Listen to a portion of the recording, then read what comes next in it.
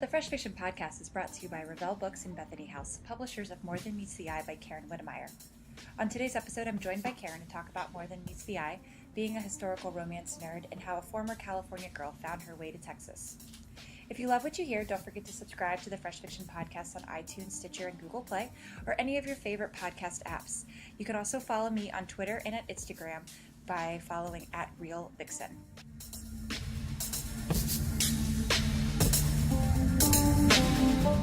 And welcome back to the Fresh Fiction Podcast. We're brought to you today by REVELL and Bethany House Books, publishers of the new book by Karen Witemeyer, More Than Meets the Eye. And I'm so excited to be joined by Karen today. Thank you so much for joining me.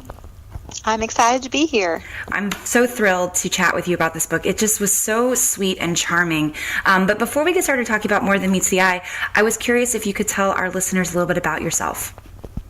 Sure. I live in Abilene, Texas, and I'm actually a transplant from California. I grew up out on the West Coast in a small little town, and then came to Texas to go to college. I came to Abilene Christian University when I was 18 years old and met my husband, and we got married and stayed in Texas. We actually stayed in Abilene, have never left. Oh, wow. And so I just kind of adopted Texas. It's home now. It's where I have 3 children. They've all been raised here. So I really feel like Texas is my home. And that's one of the reasons why all of my books are set here, is because it's kind of my adopted homeland. Absolutely. It's like, well, it's right what you know, you know? Right. Was that a hard transition for you coming from California to Texas, especially to Abilene? Yes, I think, of course, being away from home and of course, this was before cell phones and internet and all of that. So just being completely on my own without my, built-in family security system was a challenge. But it was also kind of exciting to, be on your own for the first time and try to spread your own wings and that kind of thing. I joke that the biggest transition was just getting used to having no scenery. That's very true. It's very flat. Pretty flat. There's no trees there. West Texas is not known for its scenery. It does have gorgeous sunsets, though, so I have to give it credit for that. Oh, that's awesome. Yeah, I live in Dallas, so I have driven through Abilene quite a number of times. Yes, there's not much to see. That's so funny. Do you get to go back to California a lot to visit family, or do they come to see you instead? I really don't get out there very often. A couple years after I got married, my mom actually moved to Austin. And so we're all of our immediate family is now in the Texas area. I still have family out in Oregon. And so I try to get out there once every 5 or plus years. It's not an easy trip to make. But I do try to get out there every once in a while to see grandparents and cousins and things like that. Oh, that's so cool. So Karen, were you always a writer, or is that something that came when you were in college or later with your, as you were kind of figuring out what you wanted to be when you grew up? I have not always been a writer. I've always been a reader. I was one of those little bookworms that went to the library and came home with a stack of 12 books hid in my room and read. So I've always loved story. But being an author kind of seemed, I don't know, it was like, really big, important people do that. I could never do that. And so it was one of those things where I enjoyed daydreaming. I never actually wrote stuff down, but I would, if I didn't like the way a story ended, like a movie or a TV show, I would daydream my own ending and make it a happy, because I have to have a happy ending. So I'm the same way. I always want to rewrite. If I don't like a story, I always rewrite it in my head. Oh yeah. So I was a daydreamer. I was a reader, but I never really thought that I would write. I was always a really good student, though, and my teachers always, praised my writing and said I was gifted in that area. But it wasn't until probably college that I started thinking about maybe someday I might actually try to do that. But it was still just a far off. I'm too busy right now. I don't even know anything about writing fiction. I've only written academic papers and stuff like that. But then I was a stay-at-home mom. I have 3 children, and my youngest wasn't even a year old yet.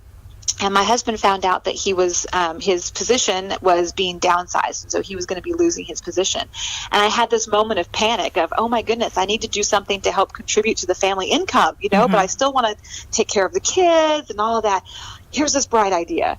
I'll write a book, because you can make lots of money really fast by doing that, right? Right, because big important people write books. Yep. Yeah.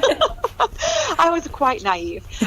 So it took me 6 years to actually sign my first book contract. But that was the spark that kind of made it turn into this fuzzy someday dream into, no, let's actually see what it takes to do this. And so I started reading books on craft. I joined our local Abilene Writers Guild. I found American Christian Fiction Writers Organization online. I started going to conferences and workshops, and it kind of built from there. I ended up getting a job at Abilene Christian University, actually, and have worked there ever since. But I've also been doing the writing as well. So I kind of have two careers that I'm juggling at the same time. But it was kind of that moment of terror, I guess, that kind of sparked the need to know this needs to actually happen now. Wow. So do you teach writing now, or are you in a different field? I do not. Yeah, I'm actually on staff, and so I work in the registrar's office, and I'm in charge of the catalog. So I'm doing editing and that kind of thing, but it's in a nonfiction format. I have done some guest speaking in some of the creative writing and English classes that we have on campus. Not real often, but every once in a while. And that's kind of fun to be able to interact with students that way. Yeah, for sure. Well, that's so interesting too. Like that it's always fascinating to me, that spark that gets the writer going. And were there books that inspired you, like not necessarily like your craft books, but authors that you were reading that you were like, this is the kind of story I want to tell? And then maybe did you stay in that direction, or did you go in different directions? So I can't really point to one book in particular that was kind of like the magic, this has to be it. But even from the time when I was little, I always felt drawn to the historical stories. So I, grew up with Little House on the Prairie and Anne of Green Gables and those kind of stories. When I got older, I started reading some of the wagon train stories in the romance market and stuff like that. And I knew that if I ever wrote, it would have to be historical romance, because that was just what made my heart happy. And, why spend all this time and effort writing something if it doesn't fill that place inside of you that just, longs for that. So it was just kind of all my life. I knew that was what attracted me. That was what got me excited about getting lost in story. I think some of it is kind of the fairy tale effect, the big dresses and the, a long, long time ago kind of storyline. So I knew I wanted to write historical, and I've never really had an urge to try another genre, because that's just kind of home for me. Yeah. Well, I'm curious because I always ask this with authors who write historical, if you read in your own genre while you're writing. I do. Because I'm such a historical romance nerd, that's all I read. So yes, I do. I read both in the general market and the Christian market. And I love getting ideas. I get a lot of ideas from reading other people's books and just having this little spark of, what if, and then taking it on a completely different tangent and spinning it into something that becomes my own. But that's so cool. Well, and especially since your books are set in historical Texas, and then you being a transplant from California, what sort of research did you have to do to get it? I mean, other than living there, what kind of research did you have to do, or was it really just kind of being there and having access to, the landscape of Texas? Well, there's a lot of research as far as the historical pieces of it. I have to research all the different occupations that my characters do. I have to research the time period as far as what transportation was available, what inventions had come around yet, what still was waiting to be invented that wasn't there. So I do a lot of research that way. But I don't get to do it all the time, but I do like to visit where, like, the general area of where I'm writing, if possible, just to kind of get, a physical view of the landscape. Things have changed. Right. We have a lot more mesquite everywhere, and it wasn't always that way. And I'm learning little things from the locals about, things that I haven't been here my whole life, so I don't know. So it's always fun to talk to someone who, they're fifth generation. They, their parents and grandparents and great grandparents have lived on the same ranch, and that's kind of invaluable stuff that you can pick up on. With More Than Meets the Eye, which is your newest book, and happy book birthday. I know that came out 2 weeks ago, so I know that's always very exciting. Can you tell our listeners a little bit about the book? So I wanted to play with a couple of different ideas with this book. I really wanted to play with the idea of family, and I wanted to make it non-traditional family bonds that brought these siblings together. And so I had an idea of putting these orphans together that have been overlooked and rejected. So a lot of books recently, I think Jody Headland has a great series going about orphan trains. And so I have an orphan train in my book, but it's only in the prologue. It's where these children meet. So they are being taken to Texas and being put up to adoption to the families out there that most of them are farm families that are looking for people to work on their land, but also to provide stable homes and that kind of thing. And so I found a town in Brenham where they were going to be going, and I aimed at that direction. But I wanted to say, I want these children to not feel wanted, to feel rejected, to feel like, they don't have a place where they belong. And so, but I wanted to make them each individual in why that was the case. So the first one, the oldest one, his name is Zacharias, and he kind of becomes the big brother of the group. He has a lot of painful history, and he has a big chip on his shoulder, and he does not want to work a farm. He has a lot of trauma in his past from a family member who was very cruel to him on a farm situation. And so he wanted to do everything he could to not be adopted. And he was very big for his age, strong. And so, of course, everybody wanted him to come be on their farm. Of course. And so he was like, there's no way. I'm going to make myself very belligerent. I'm going to be in your face. I'm going to threaten you when you sleep, that kind of thing. He'll do whatever it takes to make sure nobody wants him. And then you have this poor kid named Seth, who is a sweetheart, but he is asthmatic. And, of course, back in those days, they didn't have a lot of treatment for that. And so he was very pale, very sickly. He was coughing all the time. He had a hard time catching his breath. He would not be someone that they would want to have come work for them because they're wondering if he's even going to make it through the winter. He's just in such bad shape. And then I have a little brother and sister who are together, and the brother, he has a lot of offers, but the sister has two mismatched eyes. So she has heterochromia. She has one very dark brown eye and one very vividly blue eye. And so back in this time period, of course, there was a lot of superstition. There was a lot of just unease about anything that's different. And so because of her mismatched eyes, nobody wanted her because there was maybe she's a witch, or maybe right, something supernatural or unnatural. Right. And so of course the brother didn't want to be separated from her, so he kind of took Zach's advice and kind of played that off so that he would not be adopted either. And so anyway, it goes through, and the orphan train that they are on derails, and the children all bond together and make their own new family. And then they decide they don't want to let anyone break them up, and so they run away so that they can be their own family. And then the story picks up again once they've grown up and they're all older. Wow. And so and then what's great about these books is that they're also, the heart of it is the love story and the romance and, right. and these people finding, not only making their own sort of orphan family, but also finding the love and building their own families. And for you, as you were creating More Than Meets the Eye, you say that family is so important with these characters. Was it hard to kind of find the right mix of personalities and traits to complete these characters and wrap up their love stories? It was challenging because I wanted to make them each unique. I didn't want them to all, kind of be carbon copies of each other. Yeah. So I had to give them each their own, strengths and flaws and find ways where they needed each other. So I couldn't make like the older brother, okay, he was completely self-sufficient. He could do everything on his own. He needed the others. Otherwise it wouldn't work. And so they all had to be able to contribute something.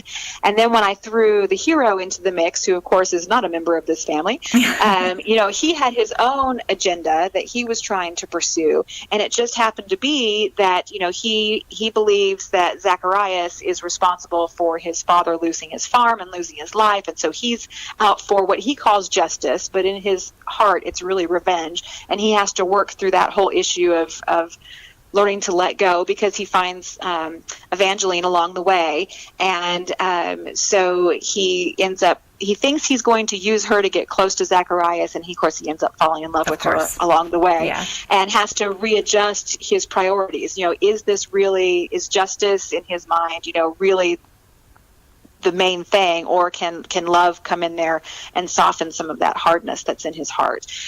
So it was an interesting play on that, as well as I have this one point in the story where Logan is so frustrated, and the reason why is because Evie has always looked up to her big brother, right? Because he's the one that's always taken care of them, provided for them, all that. Mm-hmm. And so Zacharias is the hero in her story, but in Logan's story, he's the villain. And so how could one person both be hero and villain, and how do you make that, work? So it was fun to kind of play around with those ideas, and yet challenging at the same time. It's an interesting way of twisting the trope, I think that's and it makes the reader connect so much to those characters, because we can relate to them and find something completely identifiable in each of them. Right. I hope it kind of helps open people's eyes up, too, as they're looking at other people, to realize, you may be seeing one side of this person, but there may be a whole nother side that to somebody else, they may be their hero. And you just, because you're blinded by the one thing that you see, you can't see that other side. Karen, one of our last questions that we're going to have is, I'm curious, when you have free time, because you're working, you have your kiddos, and you're writing books and doing anthologies, because I just talked with Jody Headland the other day, and I saw that you guys did an anthology together. What do you like to read, watch, and listen to when you have free time? So free time is a very rare commodity for me, but I do find ways to sneak in a little bit here and there.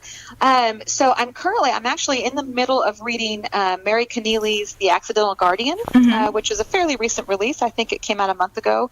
Really enjoying that. Of course, she is, my genre of choice. I've got the Western historical. And then the next book in my to-be-read pile is A Defense of Honor by Christy Ann Hunter. Christy and I are great friends, and I love her. She kind of has a lighthearted style that's similar to mine, and so we get along really well. And we actually have a anthology coming up in October. It's going to be a Christmas anthology that I'm really excited about, being able to partner with her for the first time in that project. Do you? Is this your first Christmas story that you've told? It is, and I've been wanting to do one for a long time, so I'm really excited about it. I bet you are. It's going to be it's a fun idea, because we're bringing in different generations. So Christy writes the first story that's set in England, and then her people immigrate to America, and of course they have to eventually find their way to Texas so that I can write a story. Of course, yep. And then we have Sarah Loudon Thomas, who's going to write a story based in the late 50s, I think, and then Becky Wade is going to do a contemporary story. And so it's following this family heirloom that gets passed from generation to generation, from mother to daughter. And so it's going to be really fun to see how readers enjoy going through all the different generations and getting not just one time period, but several different ones. Yeah. Oh my gosh, I'm so excited, because I love Becky Wade's book. So I'm like, that is such a great partnership, all four of you. I think that's going to be so good. It's going to be fun. We had a lot of fun as we were brainstorming ideas and all of that. So I'm looking forward to that coming out. That's so cool. So for your anthologies, and I know I've been spinning off in a different direction, but I'm curious, does the publisher come to you guys, or do you find the authors that you want to write together with, and then come up with the story, and then go and then approach REVELL or Bethany House and see if it works for them? So all of mine have kind of been at my instigation, and the reason why is because I write really slow, and so I can't write 2 books a year. I can barely write one full-length book, and one novella is the maximum that I can write in a year. But with these novellas, I've tried a couple of them that were just standalone e-novellas, and they didn't do as well, because a lot of the Christian readership really likes having a physical book, and having something that's full-length so that the bookstores will carry it and all that. It really seems to be more marketable. And so they've really been trying to move me in the direction of doing more anthologies. So I started off with my Archer Brothers series with Short Straw Bride and Stealing the Preacher. I really wanted to tell another Archer story. That was how the very first novella came around, because I wanted to tell Neil's story. And so I found some other authors that were also within Bethany House, Mary Keneally and Regina Jennings, I think, and I think the first one had Carol Cox in it as well. And so we all came together and we created this anthology. We had kind of a matchmaker idea that played a role in each of the stories. And so it kind of grew out of that. So every time I have a novella that I want to write, it's like, okay, who can I get together that will help me make this anthology? And we've had several, like I've been in anthologies with Mary and Regina several times. And we have this new idea for this Christmas one where I was able to kind of get some new partners that I'm excited about. And I'm hoping we just signed a contract for another one coming out, I guess, another year in the future, which will feature Harvey Girls. Mm-hmm. And so Tracy Peterson and Jen Toronto and Regina Jennings again are going to be in that one with me. So I'm looking forward to that one too. Oh, that sounds so cool. I love the story of Harvey Girls. Like my mom is a big history buff, and so whenever we would travel together growing up, she'd always talk about the different like Harvey Girls or the Howard Johnsons, and so it's just like, yeah, it's really cool. I love that there's still ways of keeping those stories in people's eyes and minds when history has passed beyond us. Yes. So Karen, since our time is coming to an end, this was such a great chat, but I'm curious for you, how can readers find out more about you and stay in touch with you? So probably the easiest way is to go to my website, KarenWitemeyer.com. I have information on there about different blogs that I'm a part of, but also one of the things that I really love for people who are fans, I have a Facebook group that's called The Posse because it's got that Western flair. Mm-hmm. And there's a way to join from my website, as well as if you just search The Posse on Facebook, you can request to join. And it's a community. It's grown into more than just, fans of me talking about my books. We do a lot of fun stuff. Like at Christmas time, we exchange handmade ornaments. So we all kind of pick a partner and we send an ornament out and we get to have an exchange that way. Right now we're in the middle of a spring and summer coloring art project. So like those adult coloring book pages, one of our members actually designs those, and she's been letting us post one per week, and we've been all coloring and kind of meditating on the same Bible verse and then sharing our thoughts and our pictures with each other at the end of the week. So we try to do fun things that kind of help build community, as well as, of course, talking about books and fun things that are going on in each other's lives and that kind of thing. That's awesome. Well, I love the communities that build around books, and especially around romance novels, because I think that it's something that women we need a community to be able to talk about the things that we consume, and it's really, really always wonderful when the authors participate in that community as well. It's been a real blessing to me. I've enjoyed every minute of it. Awesome. Every minute of it. Well, Karen, thank you so much for giving me your time. This was such a fun interview, and I am so excited for our readers and listeners to learn more about More Than Meets the Eye and pick it up. You guys can get it anywhere books are sold. It's also available on Amazon and Kindle, iTunes, everywhere. Thank you again, Karen, and I hope you have a great rest of your weekend. Thank you so much. It's been a pleasure.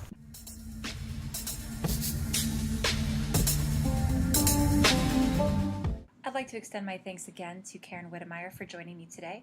You can find more about More Than Meets the Eye anywhere books are sold. You can also stop by freshfiction.com to read a review. Thank you to REVELL Books and Bethany House for their continued support of the podcast. Make sure you stop by freshfiction.com to find out more about Karen and other REVELL and Bethany House authors. We're still growing, so please help us out by subscribing and rating the podcast, leaving a comment, and even just sharing it on social media.